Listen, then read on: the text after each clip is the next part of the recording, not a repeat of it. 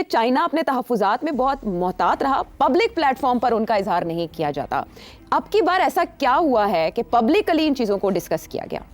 Chinese बेचारे, उनको भी तो प्रॉब्लम है ना कि वो पैसे भी आप उनके वापस नहीं कर रहे, उनकी इंटरेस्ट पेमेंट्स भी रोक रहे हैं, आप पैसे और मांग रहे हैं, ऊपर से आप सिक्योरिटी नहीं दे रहे।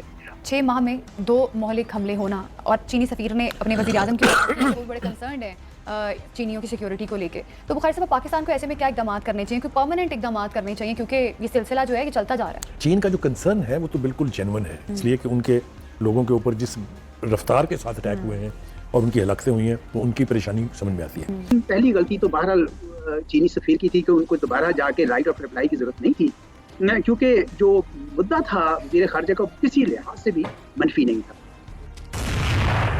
कि पाक चाइना ताल्लुकात, और इसमें चाइना को पाकिस्तान बताता रहा है कि किस तरह से हम अफ़गानिस्तान से होने वाली दहशतगर्दी से भी मुतासर हैं। जो अटैक्स हुए हैं उसमें हमें कलदम कुछ तंजीमों की तरफ से और अफ़गानिस्तान की तरफ से हमें खदशात का सामना रहा है। लेकिन अभी जो हालिया एक चल रही है, इसे हम क्या कहें, दरार सी फील हो रही है, जिस पर गैर जिम्मेदाराना बयानात से इज्तनाब का कहा जा रहा है। लेकिन इसहाक डार साहब का एक बयान कोट किया जा रहा है और दूसरी तरफ चीनी सफ़ीर की तशवीश भी कोट की जा रही है। मैं आपसे ये जानना चाहूँगी सिर्फ साहब, इससे पहले चाइना अपने तहफ़्फ़ुज़ात में बहुत मोहतात रहा, पब्लिक प्लेटफॉर्म पर उनका इजहार नहीं किया जाता। अब की बार ऐसा क्या हुआ है कि पब्लिकली इन चीज़ों को डिस्कस किया गया? बहुत अच्छा सवाल है और मुझे इस पर तबसरा करना जरूरी है। मैं इत्तफाक नहीं करता जिस तरीके के साथ ये मामला है गवर्नमेंट हैंडल कर रही है। मैं आपको एक्सप्लेन करता हूँ कैसे। देखिए, चाइना ने बहुत बड़ी इन्वेस्टमेंट की हुई है पाकिस्तान पे, बहुत बड़ी। ये सिर्फ बिलियंस ऑफ डॉलर्स की इन्वेस्टमेंट नहीं है, ये चाइनीज स्ट्रेटजी की road and belt initiative strategy जो है उसका हिस्सा है, सीपैक जी। सो देयरफॉर ये जो तो चाइना का बहुत बड़ा स्टेक है यहाँ, बहुत बड़ा। अब चाइनीज इंजीनियर्स, चाइनीज वर्कर्स यहाँ काम कर रहे हैं। It is their right to demand security, it is their right, and the state of Pakistan must provide that security. And the fact is, the state of Pakistan has not been able to provide the level of security the Chinese require.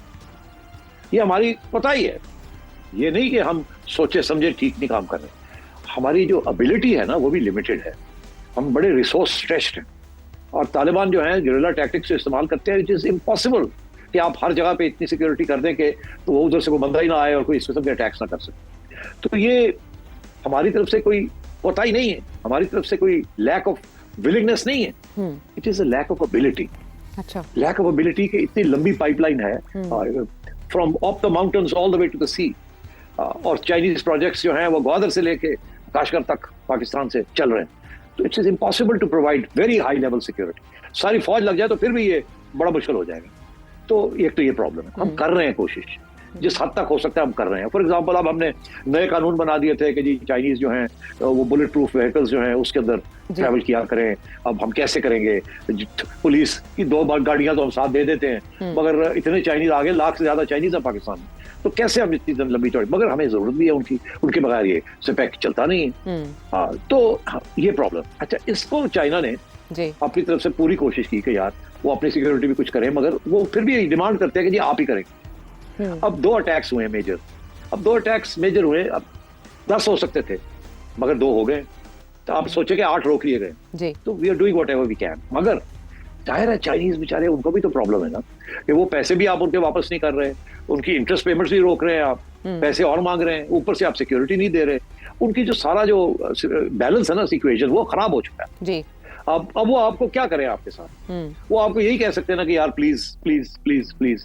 अब ये जो बात चल रही है ये काफी अरसे से चल रही है। चाइना की तरफ से इनडायरेक्टली बड़े स्टेटमेंट्स उनके प्रोफेसर्स के, उनके थिंक टैंकर्स ने दिए हैं कि जी ये कुछ करें, ये security is a big issue, we can't afford this, बड़ा मुश्किल हो जाएगा लोगों को भेजना यहाँ काम करने के लिए अगर आपसे। मगर अभी वो स्टेज आ चुकी है that they are very frustrated कि हो नहीं रहा है उस स्पेस पे, जिस स्पेस पे चाइना एक्सपेक्ट करता है कि आप करेंगे। सिक्योरिटी सूरत हाल पर बयान के मौका पर दफ्तर खारिजा की चीनी सफीर की तलबी और एहतजाज की तरदीद। बुखारी साहब, बाज़ ज़राई ब्लॉग पर चीनी सफीर की दफ्तर खारिजा तलबी की खबर चलाई गई जिसकी कोई हकीकत नहीं है, दफ्तर खारिजा ने यह वाज़ेह तौर पर बता दिया।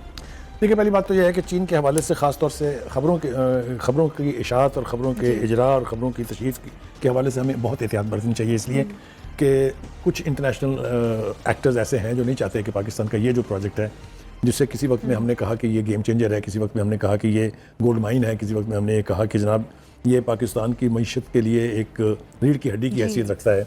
तो इस प्रोजेक्ट की दुश्मनी किसको है, उसमें 3 प्रोमिनेंट नाम तो मैं ले ही देता हूँ। एक तो अमेरिका है, उसको किसी सूरत कबूल नहीं है कि ये प्रोजेक्ट अपनी मंतकी अंजाम तक पहुँचे।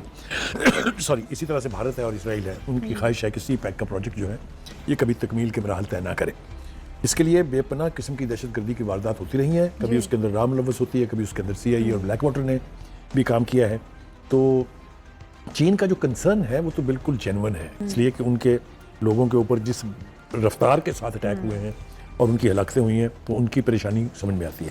खालिद साहब, अब 6 माह में 2 मौलिक हमले होना और चीनी सफीर ने अपने वज़ीर-ए-आज़म के बहुत बड़े कंसर्न है चीनियों की सिक्योरिटी को लेके, तो बुखारी साहब पाकिस्तान को ऐसे में क्या इकदाम करने चाहिए, कोई परमानेंट इकदाम करने चाहिए, क्योंकि ये सिलसिला जो है ये चलता जा रहा है। पहले तो मैंने आपसे अर्ज़ की और मेरे ख्याल से नाज़रीन को भी हम समझा पाए हैं कि इसके पीछे इंटरनेशनल एक्टर्स हैं जो ये सारी दहशतगर्दी करवाते हैं। काम यहाँ के लोकल लोग ही आते हैं, जो उनके मैं नाम लेना नहीं चाहता हूँ उनके, लेकिन फॉरेन फंडिंग है, फॉरेन प्लानिंग है, इंटरनेशनल एजेंसीज जो हैं वो इसमें मुलव्वस हैं।